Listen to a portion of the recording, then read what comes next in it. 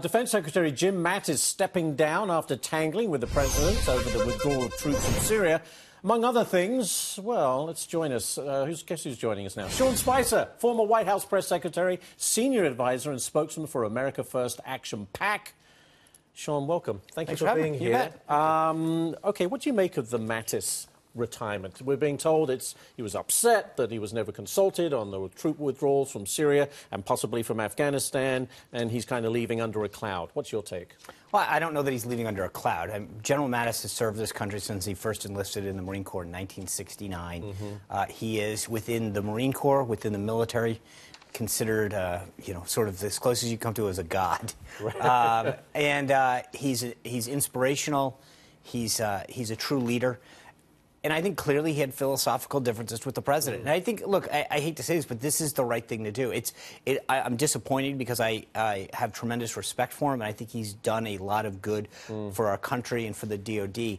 But there comes a point in time in anybody who's serving in an administration that if you don't believe that either your thoughts or views are aligned, which is what he said, then you have to do the right thing, and you have to step down. So I respect his decision, but I think that the president also kind of needs to understand that General Mattis, he selected him for a reason. Right. Because of his experience, because of his leadership, because of his understanding not just of the military, but of the geopolitical situation. So that given, Sean, should the president maybe have consulted with him before making this decision? I don't know what did or did not happen. Right, I don't want to second-guess the president's decision-making, but I do think it's important to pause and recognize that there's clearly something that I think needs to be looked at, if you will, in terms of what that relationship is. And if you want people to serve, maybe having some of those discussions on the front end and saying... Right. Well, they're there for their expertise. That's right.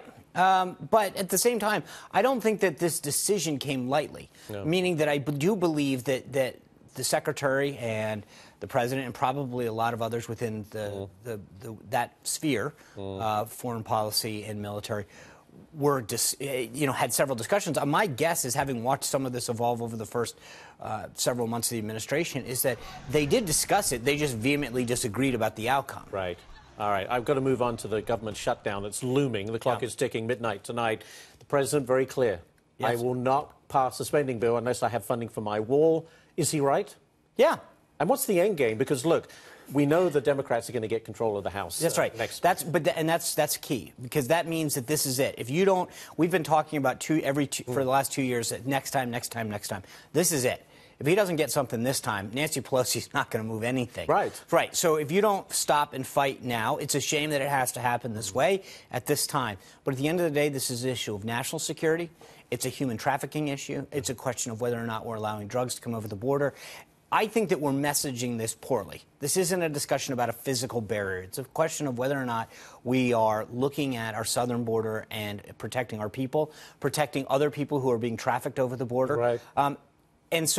But the president is right to fight right now, because this is it. If you don't get it now, then I think he's going to go into his next re-election. So does Mitch McConnell go nuclear and say I think at simple some point majority? They may try to figure out, is there a deal to be had? Meaning, is there a way that within the 9 Democrats that you need, if you're not going to get them, if there's no way, then I think you do have to seriously consider that. No other compromise? Can you get funding for it from somewhere that's what I was else? going to say. If they can find a way to get 9 Democrats to agree to some scenario, then I think that obviously is the better way to go. But I don't know that Chuck Schumer and those Democrats have any will, because even the ones that would have been supportive of Manchin, McCaskill, they just either lost in the case of McCaskill, or they just got reelected and they have no desire they're not going to be up for 6 more years. So there's less likelihood that those individuals that would be more inclined to side with the president have any incentive to do it. Does the government shut down? Yeah, I think so.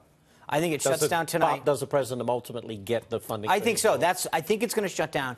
I don't know that it's going to be that long, but I think at that point then it becomes a discussion between him and Senator McConnell about whether or not to pull the nuclear option. And if you're not going to stop and fight now, when are you? Very quickly, you have a podcast that a lot of people are enjoying. It's called Everything's Going to Be All Right. I love that title. SeanSpicer.com. It's got the links, because apparently searching for that, there's an apostrophe, so you go to SeanSpicer.com, it's there. Sean, thank you so much. Thank you. Merry Christmas. Merry Christmas to you.